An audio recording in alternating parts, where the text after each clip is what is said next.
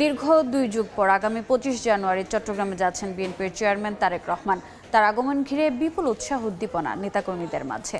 সকালে নগরীর পলো গ্রাউন্ড মাঠ পরিদর্শন করেন city mayor doctor Shahadat Hossain. এ সময় তার সঙ্গে ছিলেন মহানগর বিএনপির নেতাকর্মীরা। পরে মাঠের নানা অবকাঠামো পরিদর্শন করেন মেয়র। এই মাঠে জনসভায় বক্তব্য রাখবেন তারেক রহমান। 2012 সালে বেগম খালেদা জিয়া এই মাঠে জনসভা করেছিলেন। এর আগে 2005 সালে চট্টগ্রামে সর্বশেষ এসেছিলেন তারেক রহমান। তিনি এসেছিলেন দীর্ঘ 20 বছর বা 2 যুগের পর তিনি এখানে আসেন।